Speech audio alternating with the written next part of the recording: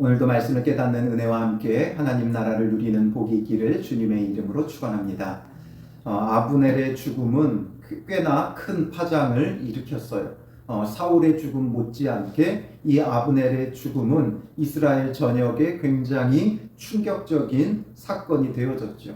그래서 다윗은 이를 정말 크게 슬퍼하고 애도하며 아브넬의 죽음을 국가장으로 치르면서 그의 죽음을 애도했죠. 그리고 다윗뿐만 아니라 이제 온 이스라엘이 충격을 받는데 1절에 보면 사울의 아들 이스보셋은 아브넬이 헤브론에서 죽었다함을 듣고, 이스보셋이 들었어요. 근데 아브넬이 어디서 죽었어요? 헤브론에서 죽었죠. 이 헤브론은 지금 다윗이 유다 지파의 왕으로 있는 동안 도성으로 삼은 곳이에요. 그러니까 왕의 성으로 삼은 곳인데 그곳에서 아브넬이 죽었단 말이에요.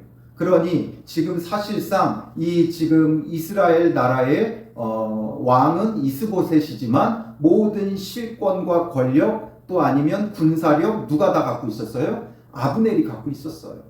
그런데 이 아브넬이 헤브론에서 죽었다함을 들으니까 이스보셋의 반응은 뭐예요? 손에 맥이 풀렸고 이렇게 되어 있지요. 손에 맥이 풀렸어요. 그러니까 이제 손에 모든 힘이 빠진 거죠. 그러니까 그만큼 충격적이고 그가 이제 도무지 아무것도 할 수 없다라는 거죠. 사실상 이스보셋과 아브넬 사이에 갈등이 생겼고 이 아브넬의 죽음이 이스보셋에게는 오히려 좋을 수도 있어요. 아브넬이 죽었기 때문에 이제 자기를 대적할 자가 없고 자기를 겁박하거나 위협할 자가 없어요. 그런데도 이 아브넬이 죽은 것 때문에 이스보셋이 손에 맥이 풀릴 정도가 된 이유는 무엇이냐면 이제 다음은 누구 차례라고 생각한 거예요? 내 차례구나 생각한 거예요. 아브넬이 죽었으니 이제는 내가 죽게 될 차례다 생각하며 손에 맥이 풀렸죠. 그러니까 헤브론에서 죽었기 때문에 아마도 이스보셋은 다윗이 죽였나 보다. 그러니 이제 그 다음은 내 차례구나 생각할 수밖에 없죠. 그리고 온 이스라엘도 놀라게 되어졌어요. 그런데 이 가운데 다윗이 아브넬의 장례를 정말 철저하게 애도하며 국가 장례로 치러졌기 때문에 다윗이 죽인 게 아니다라는 사실이 분명히 드러났죠.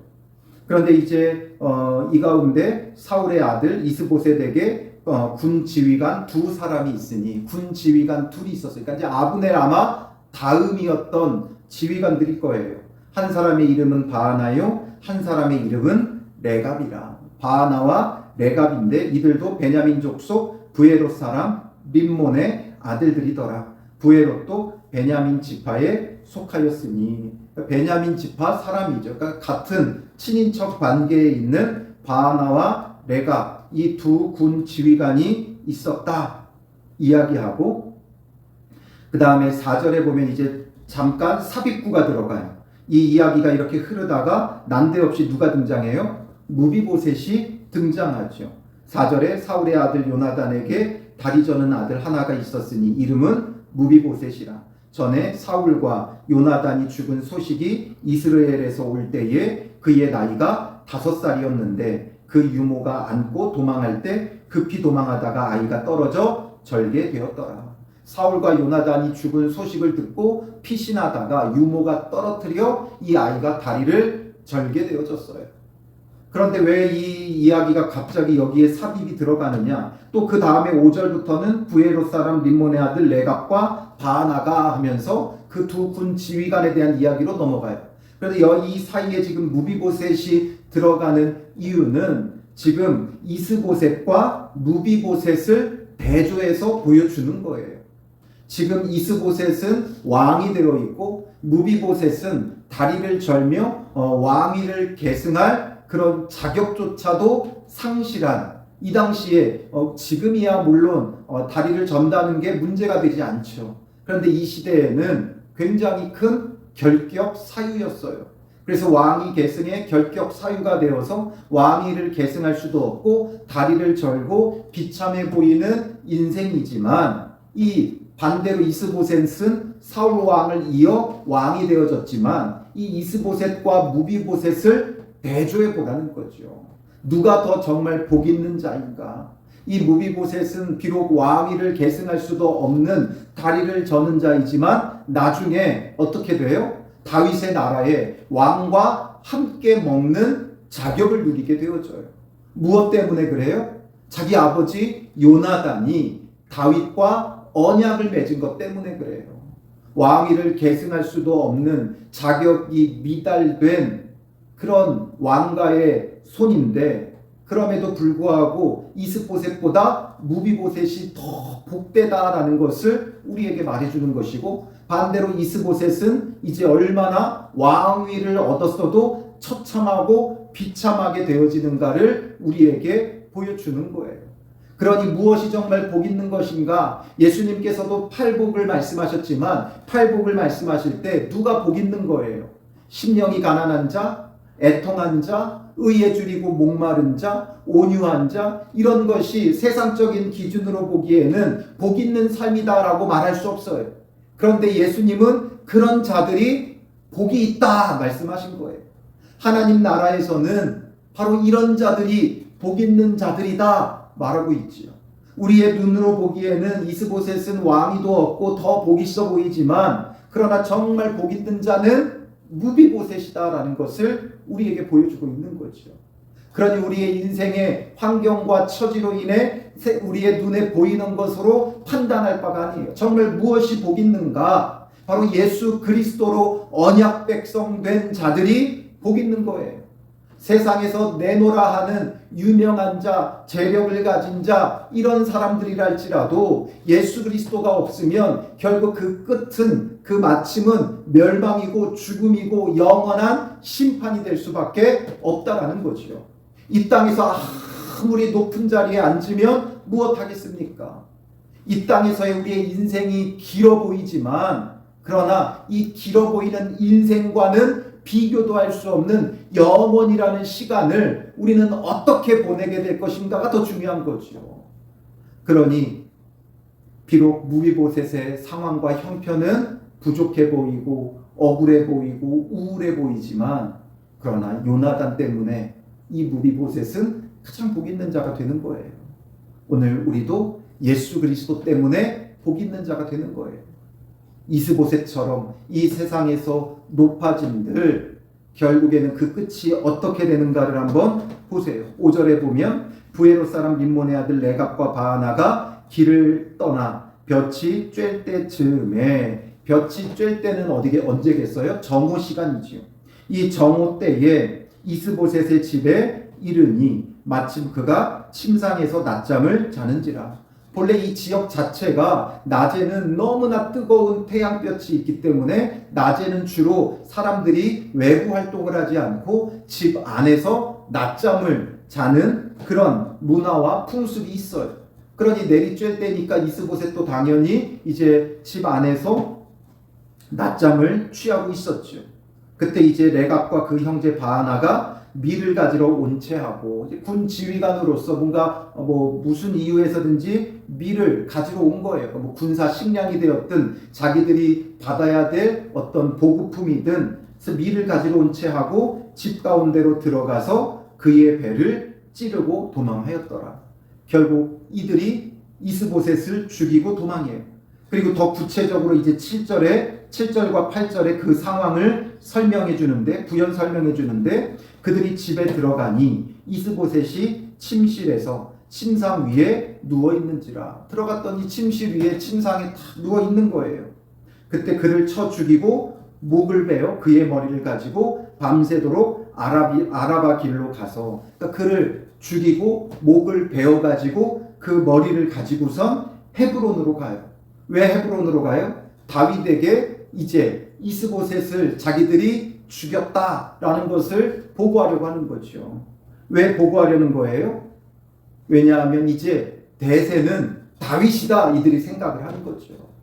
다윗을 하나님께서 이스라엘의 왕으로 반드시 세울 것이고, 이 모든 이스라엘의 구원을 다윗을 통해 주시겠다. 아브넬도 알았듯이 이제 온 이스라엘 가운데 공공연하게 이게 퍼져나갔고, 그냥 이게 말뿐이 아니라 모든 것이 이제 다윗에게로 돌아가고 있었죠. 다윗은 점점 강하여지고 사울의 집은 점점 약해져 가고 있는 그 상황을 보니까 그 누가 봐도 이제는 다윗이 왕이 될 수밖에 없는 형편이에요. 그러니까 이들은 빨리 판단한 거죠. 이스보셋을 붙들고 있다가는 우린 다 죽는다 이거죠. 이스보셋 붙잡고 있으면 이제 다 죽는다. 아브넬이 죽었듯이 이제 이스보셋도 죽고 아브넬과 이스보셋과 함께했던 우리들도 죽을 것이다. 자기들의 생각과 판단을 가지고 그렇다면 우리가 살 길이 무엇인가? 그렇다면 우리가 이 이스보셋을 죽이고 이 이스보셋을 우리가 죽였다는 건 다윗의 대적을 우리가 죽인 것이기 때문에 그 공로를 인정받아서 다윗의 나라에서 우리도 뭔가 한 자리쯤 차지하며 대접을 받으며 살 수 있지 않겠느냐 이 생각을 했던 거지요. 그래서 헤브론에 이르러 8절에 다윗 왕에게 이스보셋의 머리를 들이며 아뢰되 왕의 생명을 해하려 하던 원수 사울의 아들 이스보셋의 머리가 여기 있나이다. 이스보셋의 머리를 다윗에게 이제 내놓는 거죠. 그러면서 그들이 하는 말이 뭐예요? 여호와께서 오늘 우리 주 대신 왕의 원수를 사울과 그의 자손에게 갚으셨나이다 하니 이 일은 누가 한 거라는 거예요? 여호와께서 하셨다. 여호와께서 왕의 원수를 사울과 그의 자손에게 갚으셨다. 왕의 원수기 때문에 여호와께서 갚아주셨기에 이제 이 이스보셋은 우리가 여호와의 뜻을 따라서 죽이고 그 머리를 베어가지고 이렇게 가지고 왔다 말하고 있어요. 이 말은 너무나 참혹한 말이죠. 왜 참혹해요? 왜 참혹하냐면 여호와의 이름을 망령되이 일컫고 있는 거예요. 정말 여호와께서 이 일을 행하시려고 하셨다면 무엇이든지 다 할 수 있어요. 그러나 여호와께서 행하신 것이 아니라 철저히 자신들의 이익을 따라서 그들이 행한 거죠. 자기들이 여기 있다가는 죽게 생겼으니 다윗의 나라에서라도 우리가 어떻게든 살아보자. 그 마음 가운데 이스보셋을 죽이고 그 머리를 베어가지고 왔어요. 하나님께서 명령하시고 하나님께서 말씀하셔서 그들이 하나님의 계시를 따라 하나님의 뜻을 따라 이 일을 감행한 것이 아니라 철저히 자기들의 계산 속에 자기들의 이익을 위해 이 일을 전부 다 행해놓고 하나님께서 하신 것이다 이렇게 말하고 있다는 거죠. 그러니 이것이 여호와의 이름을 망령되게 일컫는 것 외에 무엇이 있겠습니까? 오늘 우리도 그런 실수를 할 때가 많아요. 하나님께서 기뻐하셨다. 하나님의 뜻이다. 우리가 이런 표현들을 잘 쓰는데 정말 하나님이 그런 것으로 기뻐하시느냐? 이것이 정말 하나님의 뜻이냐? 우리는 뭔가 기회가 좋거나 아니면 결과가 좋으면 함부로 하나님의 뜻이다 이런 말들을 쓰죠.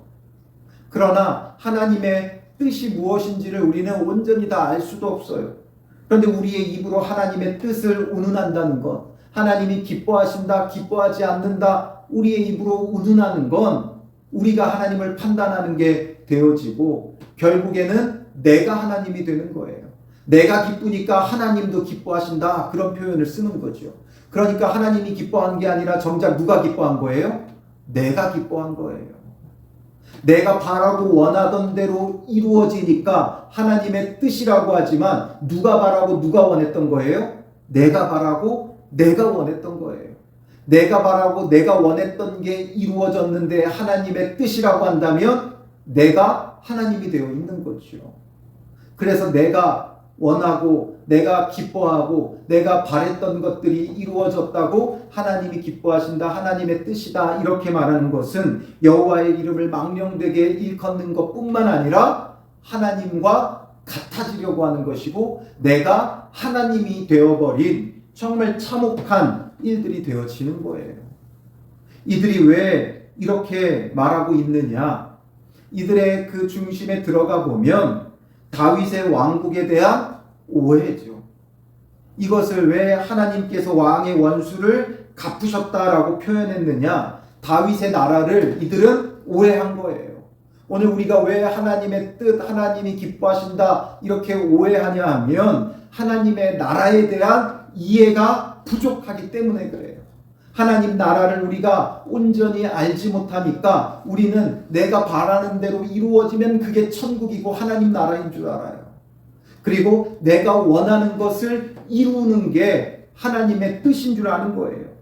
결국 이 모든 것의 핵심적인 문제는 하나님에 대한 오해고 하나님 나라에 대한 이해가 부족하기 때문에 그래요.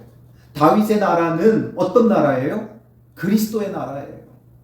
그러므로 다윗의 나라는 사람의 힘으로 세우는 게 아니라 하나님께서 이루시는 거예요.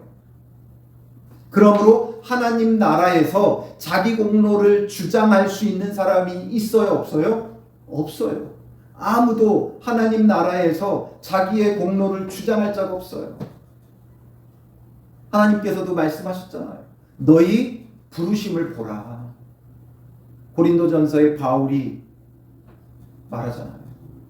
너희의 부르심을 보라. 육체를 따라 능한 자가 많지 않고 지혜 있는 자가 많지 않고. 왜 그래요? 아무 육체라도 자랑하지 못하게 하려 함이다라는 거죠. 하나님 나라에서는 그 누구도 자랑할 자가 없어요. 왜냐? 우리의 힘으로 이루는 것이 아니라 철저히 하나님의 은혜로 이루어졌기 때문에 그래요. 그런데 우리 안에는 여전히 뭐가 있어요? 공로주의가 있어요.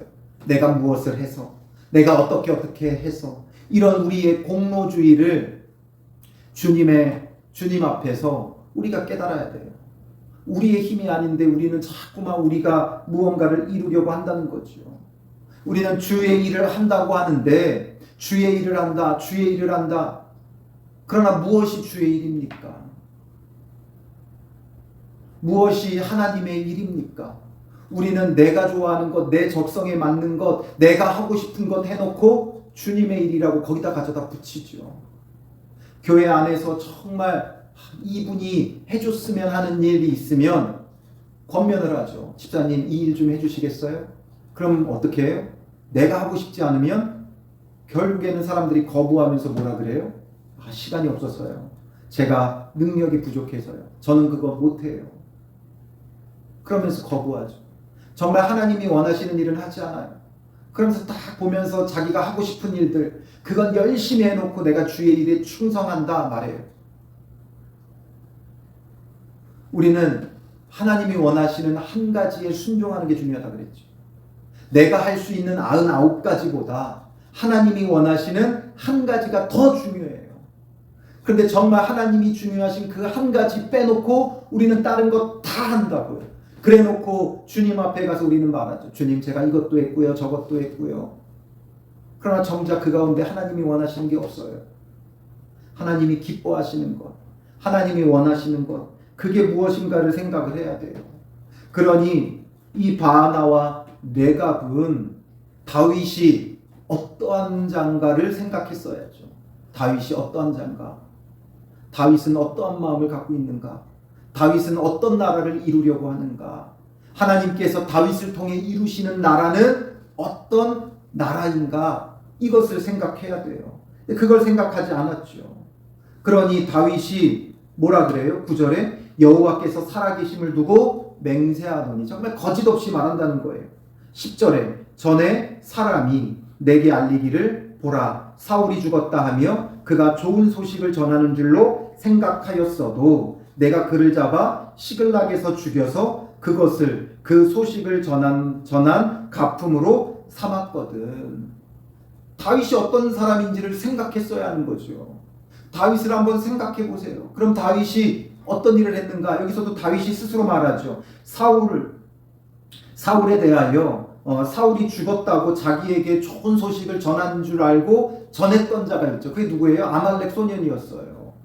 그래서 자기가 사울 왕을 죽였다 이 소식을 전하면 다윗이 한 자리 줄 줄 알았어요. 그런데 오히려 다윗은 너가 어찌 기름 부음 받은 자를 네 손으로 해하였느냐 하면서 그를 죽였죠. 그러니 이러한 다윗이 이루고자 하는 하나님 나라, 다윗이 이루고자 하는 나라가 무엇인가를 그들이 정말 생각했다면 이스보셋을 죽일 것이 아니라 어떻게 해야 돼요? 다윗에게 귀화하기만 하면 돼요. 귀화만 하면 돼요.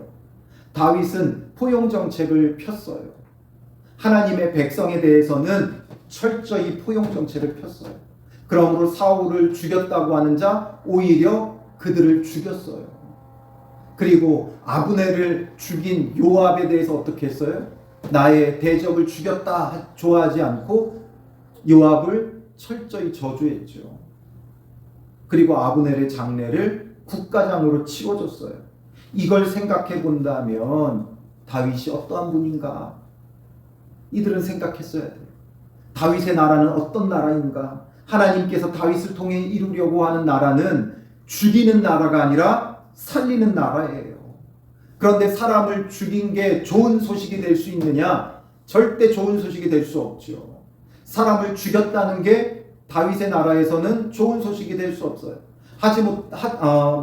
하다못해 그가 원수랄지라도 좋은 소식이 되지 못해요. 좋은 소식이 무엇입니까? 굿뉴스, 복음이잖아요. 무엇이 복음입니까? 영혼을 살리는 게 복음이지 죽이는 게 복음이 아니에요. 그러므로 다윗의 나라의 복음은 오직 살리는 데 있는 거예요. 하나님께서 다윗을 통해 이스라엘을 구원하고자 하신 거죠.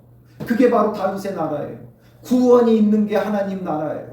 그러므로 대적하고 멸하고 죽이는 건 누구의 일이에요? 사탄의 일이고 마귀의 일이에요. 하나님의 일은 살리는 거예요. 하나님께서 왜 하나님 나라를 만드십니까? 왜 하나님 나라를 이루고자 하시는 거예요? 왜 다윗을 통해 하나님 나라의 예표를 보여주시고 왜 예수 그리스도를 통하여 하나님 나라를 이루고자 하시느냐라는 거죠. 범죄한 인간, 하나님 앞에 반역한 인간, 하나님 앞에 원수로 행하는 인간, 하나님께서 심판하고 벌하고 저주하고 죽이셔도 되는데 그런 가운데도 그 아들을 보내 하나님 나라를 이루시는 것은 우리를 구원하기 위한 거예요. 하나님 나라의 목적은 구원하는 데 있는 거예요. 그런데 지금 이들이 이스보셋을 죽였다는 것이 하나님 나라에서 공로로서 인정받을 수 있겠느냐? 절대 없는 거죠. 하나님 나라에 대해서 오해했고 다윗에 대해서 오해한 거예요. 오늘 우리의 삶은 어떻습니까? 하나님 나라에 대해서 너무 오해하고 있고 그리스도에 대해서 너무 오해하고 있어요. 원수를 죽이는 예수님이 아니죠. 원수를 위해 예수님은 십자가에 자기 목숨을 내어주신 분이에요. 십자가에 자기 목숨을 내어주시며 우리의 구원을 이루고 하나님 나라를 이루신 분이 예수님이에요. 그렇다면 우리도 주님 안에서 어떠한 공로를 얻을 것인가? 이게 아니라 주님 앞에서 우리는 예수 그리스도를 따르는 자가 되어야죠. 예수 그리스도를 따랐다는 것도 우리의 공로가 아니에요. 은혜로 인해 예수 그리스도를 따르는 거죠. 은혜로 예수 그리스도를 따르는 거예요. 내가 뭐라고 예수 그리스도를 따를 수 있어요? 예수 그리스도를 따르는 것 자체가 은혜고 예수 그리스도를 따르지 않는 것이 하나님께서 우리를 뭐 하신 거예요? 버리신 거예요. 유기하신 거예요. 그러므로 예수 그리스도를 따르는 게 우리의 뭐 대단한 희생이 있고 우리의 뭔가 대단한 공로가 있는 게 아니라 주님의 제자로 우리를 택하여 부르셔서 그리스도를 따르는 은혜를 주셨다는 거죠. 그게 정말 복이 있기 때문에 그런 자가 정말 하나님 나라에서 높임을 받기 때문인 거죠. 그런데 이것에 대해서 이들은 철저히 오해했어요. 예수님을 따르던 제자들도 마찬가지였죠. 예수님을 따르며 예수님이 누구신지를 온전히 이해하지 못했고 하나님께서 예수 그리스도를 통해 이루고자 하는 하나님 나라에 대해서 너무나도 많이 오해했어요. 그래서 제자들은 계속해서 무엇으로 논쟁해요? 누가 크냐 하는 것으로 논쟁하죠. 정말 예수 그리스도를 알고 하나님 나라를 아는 자라면 누가 크냐로 변론할 것이 아니라 누가 낫냐, 누가 작은 자이냐 이것으로 변론해야 되는 거죠. 누가복음 9장 46절에 보면 제자들이 말해요. 제자 중에서 누가 크냐 하는 변론이 일어나니 예수께서 그 마음에 변론하는 것을 아시고 어린아이 하나를 데려다가 자기 곁에 세우시고 그 그들에게 이르시되 누구든지 내 이름으로 이런 어린아이를 영접하면 곧 나를 영접함이요 또 누구든지 나를 영접하면 곧 나를 보내신 이를 영접함이라. 너희 모든 사람 중에 가장 작은 그가 큰 자니라. 가장 작은 그가 큰 자니라. 그러므로 우리는 높아지려 하는 자가 아니라 낮아지는 자가 되어야 돼요. 하나님 나라에서 진정으로 높은 자는 공로가 있는 자가 아니라 가장 낮은 자예요. 이것이 여기서 끝났느냐? 안 그래요. 누가복음 같은 누가복음에 22장에 가면 이제 예수님께서 십자가에 붙잡혀 가시기 직전이에요. 그런데도 제자들은 뭐 했어요? 누가복음 22장 24절에 보면 또 그들 사이에 그중 누가 크냐 하는 다툼이 난지라. 이제는 누가 크냐는 다툼까지 났다는 거죠. 변론하더니 이제는 다툼까지 와요. 예수님은 이제 십자가의 죽으심으로 자기 자신을 내어주시려고 하고 있는데 제자들은 누가 크냐 이것으로 다툰다는 거죠. 나는 배를 버리고 예수님을 따랐다. 나는 부모님도 버리고 예수님을 따랐다. 여러 가지 것으로 내가 크다 서로 다툼하고 있는 거죠. 예수님에 대하여 단단히 오해했고 하나님의 나라에 조금도 이해가 없는 자들인 거죠. 이게 이들만의 문제입니까? 오늘 우리의 문제죠. 우리도 우리의 공로를 인정받기를 원해요. 인정받기를 원해요. 새로 부임받아 간 목사님들이 교회 안에 가보면 늘 겪는 문제들이 있어요. 교회 안에 기득권이 있다는 거예요. 그것 때문에 너무 힘들다는 거예요. 그랬더니 한 목사님 또 이런 얘기를 하더라고요. 교회 안에 기득권만 있는 줄 알았더니 개척 멤버라고 또 있더래요. 그러니까 개척 때부터 교회를 세워왔다 하면서 자기의 권리들을 주장하는 거죠. 이게 하나님 나라에 대해서 오해하지 않으면 일어날 수 없는 일들인 거예요. 이 바나와 레갑이 다윗과 그의 나라를 너무나 오해했기 때문에 이런 일을 벌였고 결국에는 어떻게 돼요? 11절에 하물며 악인이 의인을 그의 집 침상 위에서 죽인 것이겠느냐. 악인이 의인을 죽인 것이다 이렇게 말해요. 이스보셋이 의인이어서가 아니라 지금 이들이 이스보셋을 죽일 때 이스보셋을 죽일 만한 이들이 이스보셋을 죽일 만한 잘못이 없죠. 그러니 이들은 철저히 악인이고 이스보셋은 그들에게 죽을 만한 어떤 잘못을 한 게 없기 때문에 의인이라고 보는 거예요. 그러므로 결국에는 사적으로 원수를 갚는 것은 악인이 의인을 죽이는 것과 같아요. 그러므로 우리는 원수 갚는다고 하지만 뭔가 정의를 부르짖고 원수를 갚는 것 같지만 결국에는 하나님은 이것을 무엇으로 보시느냐? 악인이 의인을 죽이는 것으로 보는 거예요. 저 사람이 나한테 잘못했는데요. 그럼 나는 잘못이 없습니까? 그렇기 때문에 원수 갚는 건 주님의 입장에서는 똑같은 죄인들인데 자기의 의의를 가지고 원수라고 대적하고 죽이는 건 결국에는 하나님 보시기에는 악인이 의인을 죽이는 것과 같다라는 거예요. 그러므로 우리는 원수를 갚는 자가 아니라 하나님 나라의 그 구원을 이루어가는 자가 되어야 하는 것이죠. 그런즉 내가 악인의 피 흘린 죄를 너희에게 갚아서 너희를 이 땅에서 없이 하지 아니하겠느냐 하고 청년들에게 명령하매 곧 그들을 죽이고 수족을 베어 헤브론 못가에 매달고 철저히 이들을 벌하죠. 그리고 이스보셋의 머리를 가져다가 헤브론에서 아브넬의 무덤에 매장하였더라.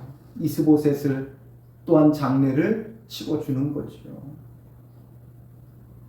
우리가 너무나도 많은 오해 속에 신앙생활을 해요. 정말 그리스도가 누구신가? 그가 이루시는 하나님 나라는 무엇인가? 우리는 평생토록 하나님 앞에 묻고 질문하고 말씀 가운데서 그 답을 찾아야 돼요. 사람이 하나님이 지으신 피조물인 사람이 창조주를 다 이해할 수가 없죠. 그러므로 자꾸만 우리 수준으로만 하나님을 바라봐요. 모 눈에는 뭐만 보인다. 즉 자기 수준밖에 볼 수 없는 거예요. 그러니까 늘 하나님이 누구신가?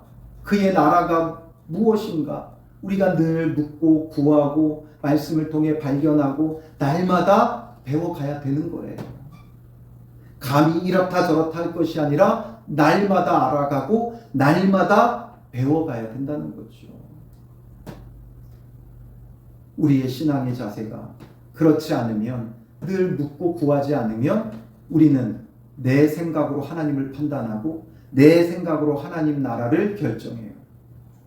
그러다 보면 결국에는 자기 공로에 빠지게 되어 있죠.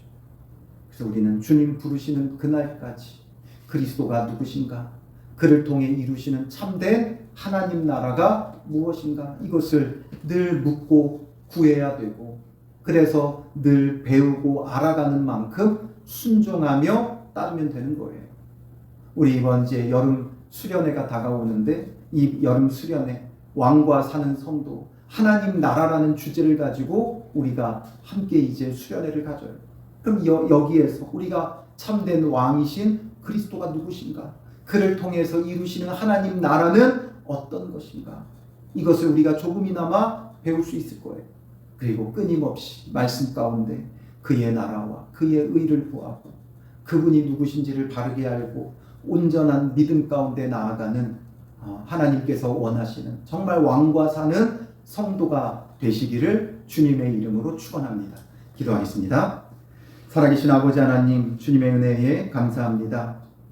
우리를 택하여 불러주시고 은혜로서 예수 그리스도를 통해 참된 하나님 나라를 얻게 하셨사오니, 예수 그리스도를 통해 하나님 나라를 누리는 복된 성도들 되게 하시고 참된 그리스도 왕과 사는 성도들 되어 날마다 하나님 나라를 누릴 수 있는 은혜와 복이 있게 하여 주시옵소서. 우리의 생각으로 판단하며 결정하지 말게 하시고, 하나님, 우리가 늘 끊임없이 묻고 구하며 그리스도가 누구신지, 하나님 나라가 무엇인지 늘 배우고 순종하고 따르며 은혜를 누리는 믿음의 사람들 되게 하여 주실 줄 믿사오며 예수님의 이름으로 기도합니다.